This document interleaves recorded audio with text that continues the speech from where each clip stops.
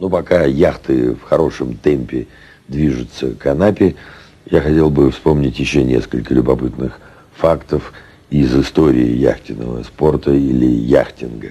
Известно, что первыми ради удовольствия и ради спортивного интереса на яхтах стали плавать голландцы. И известно даже имя первого яхтсмена.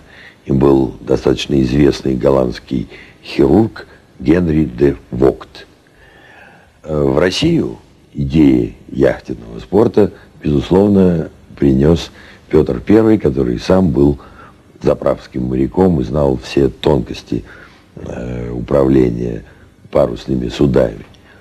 Интересно, что еще в 1897 году в России была сделана первая попытка создать такую центральную организацию яхтенного спорта.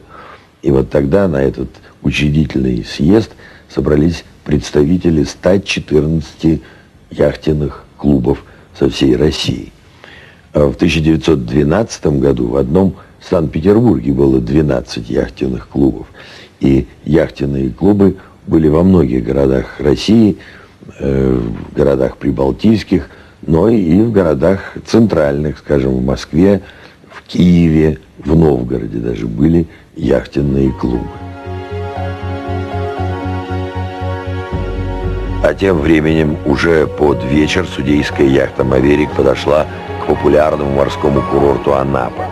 На этот раз на несколько часов опередив участников регаты, которые финишировали глубокой ночью. В Анапе запланировано 2 старта. Утром гонка на 5 миль по треугольнику и на следующий день 30-мильная до Новороссийска.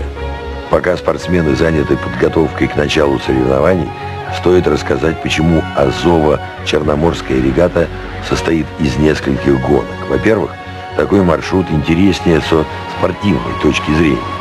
Яхты, потерпевшие поражение на первых этапах большой гонки, имеют возможность отыграться. Каждый этап засчитывается отдельно, а потом результаты суммируются. Во-вторых, тот, кто отстал по причине технических неисправностей, что на этих соревнованиях уже не раз случалось, может догнать соперников и улучшить результат. Кроме 5 основных этапов, в этой регате было запланировано провести 2 короткие 5-мильные гонки по треугольнику. Психологически это совершенно другой вид соревнований, своеобразный яхтенный спринт. Здесь нельзя расслабляться, каждая секунда может стать решающей. Да и для зрителей короткая гонка интереснее, яхты хорошо видны с берега, и можно наблюдать не только старт и финиш, но и весь драматизм борьбы. Сейчас участники регаты готовятся к старту в первой такой гонке. Вот яхты выстраиваются у невидимой стартовой линии. Старт, одновременно спускаются флаги Чарли и Папа, но не все стартуют вовремя. Сейчас хорошо видно, как одна яхта идет как бы против движения остальных. Она не успела вовремя сориентироваться и правильно стать в исходную позицию. Потеряны драгоценные секунды. Яхты сразу же развивают довольно большую скорость. И чтобы лучше использовать силу попутного ветра, устанавливают дополнительные паруса спинакеры. Вот уже судья приготовил белый флаг, значит, на горизонте показался победитель. Слышен свисток судьи.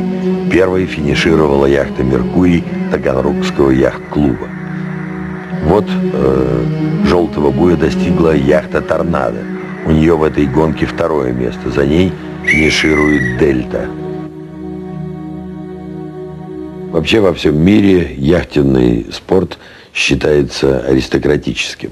Связано это прежде всего с дороговизной.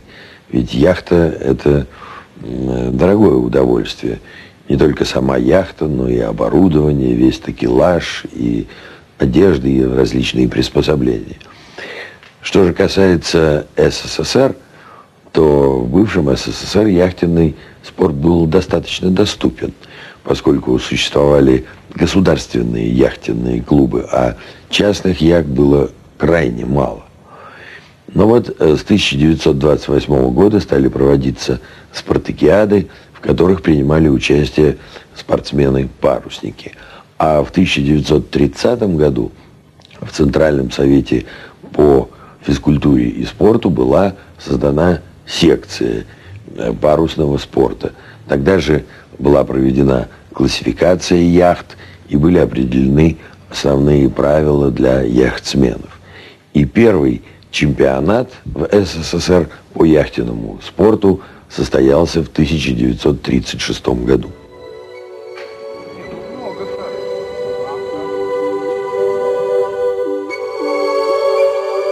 Начало следующего этапа гонки Анапа-Новороссийск не предвещало никаких неожиданностей. Море было на редкость спокойным, а настроение умиротворенным. Яхты размеренно шли вдоль берега. Когда до Новороссийска оставалось чуть меньше мили, к Маверику почти вплотную подошла стая дельфинов и сопровождала судно почти до самого порта.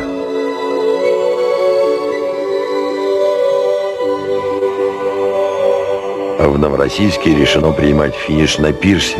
Отсюда хорошо просматривается акватория бухты. И пресса, и судьи находятся в готовности номер 1.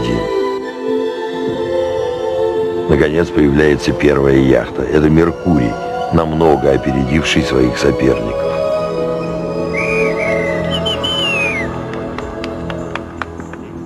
С интервалом в 30 минут финишируют еще 2 яхты, а через 2 часа остальные участники соревнований.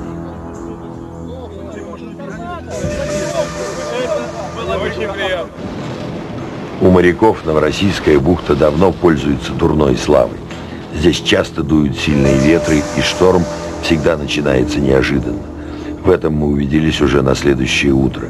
Норд-Ост 20 метров в секунду вмешался в регламент соревнований. И из-за шторма пришлось на несколько часов отложить утренний старт в Геленджик. Но метеосводка оказалась неутешительной.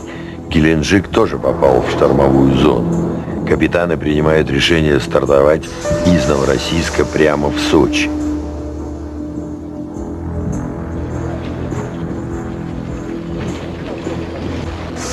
Предстоит пройти более 100 миль, преодолевая штормовой ветер. Крейсерские яхты способны выдерживать подобные нагрузки, но главное здесь все-таки опыт и мастерство капитана и команды. Существует золотое правило – в шторм не терять хода. Если судно уменьшит ход или остановится, оно станет игрушкой ветра и волн. Кроме того, используя воздушные потоки, которые идут прямо на яхту, надо умудриться двигаться против них в нужном направлении. Судейской яхте, несмотря на ее внушительные размеры и наличие двигателя, тоже не сразу удается справиться с суровым ветром. Последняя ночь перед финишем прошла спокойно.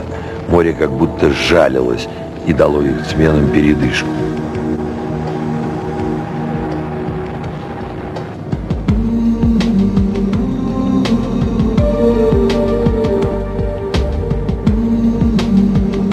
Утро началось с подготовки к решающему финишу. Пушку набивали порохом, чтобы встретить залпом победителя гонки Новороссийск-Сочи.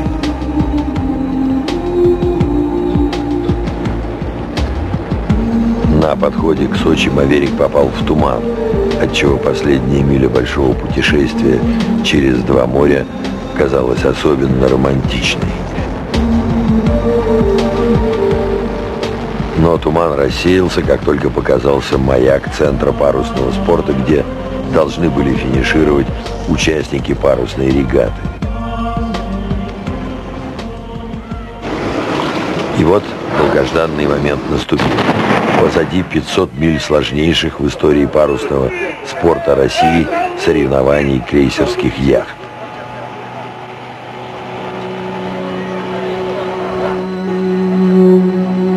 И тут снова произошло непредвиденное. В Сочинской бухте установился полный штиль.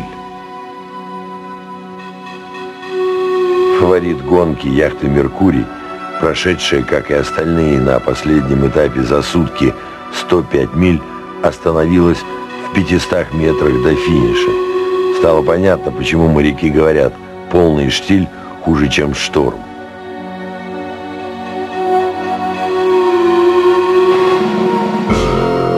зато «Меркурий» отыгрался во второй гонке по треугольнику, последней гонке чемпионата. И сейчас вы сможете не просто наблюдать ее самые драматичные моменты с борта судейской яхты, как это было в Анапе, а оказаться внутри событий, стать почти членом команды. Спортсмены разрешили нашему оператору находиться на борту «Меркурия», поставив единственное условие – не мешать.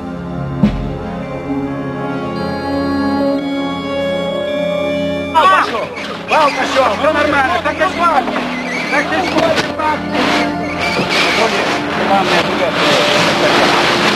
убирай ее. Гордовин, бак стоит. Бак стоит, мальчики, потом сопли разберете. Бак стоит. Бакштаг наветренный, Леша, один на бакштаг. Держи, Ники. Нормально, добрали. Бакштаг, Леша. Все нормально. Пошел поворот. Я сработаю. Так, наветренный. Добрали, Леша, добрали. Юбку, юбку.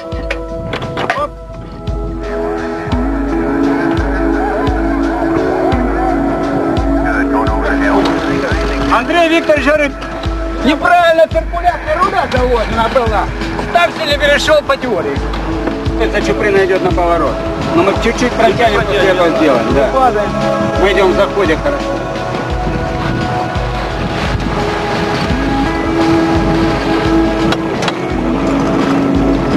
Леша, держи гид. Нормально, пошел. Пошел, Андрей, пошел. Вытягивай наветренный, пошел. Один человек, сядь. Ну, значит, что-то идет. Я себя выиграл то, что было столкновение, он был подвесен. Да, и он бы 0 повесил. Нет, уйди-то я тру ушел. Ушел или не ушел? Хорошо, с детьми играете, что ли? А это вообще-то рассчитывается поворот на курс.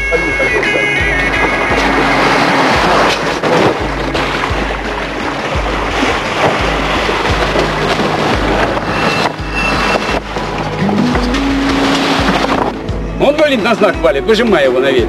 Алло, внутренний. Глаз, не за знаком. Не отвлекайся на такую руку.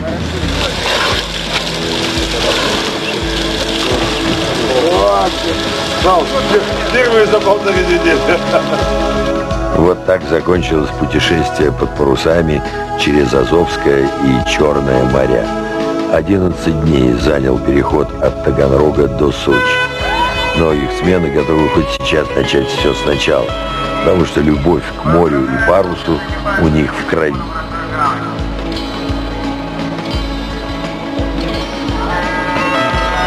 А что может быть лучше свежего ветра, отличной команды и чудесного настроения? Пронеслись по дистанции, как антилопа гну.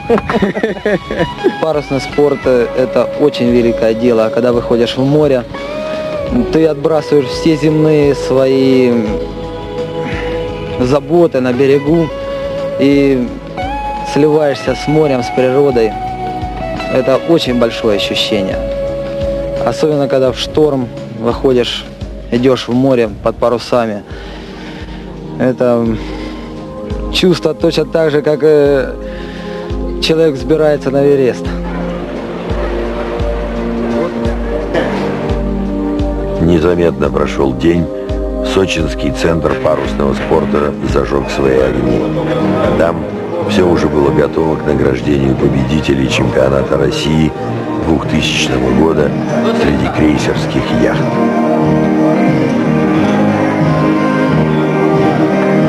Мы надеемся самим фактом проведения этого фестиваля не столько привлечь внимание к парусному спорту, который всегда был самым романтичным, самым увлекательным для молодежи, для сильной части человечества. Но и мы надеемся, что тем самым мы сможем поднять инфраструктуру наших курортных зон, марин, специализированных яхтенно-водных клубов и в целом поднять тот уровень отдыха, культуры отдыха, туризма, спорта, который необходим для любой развитой страны. Ну а утром, когда мы уже собирались в дорогу, на берегу нам встретились сочинские ребята, которые готовили свои маленькие яхты к выходу в море.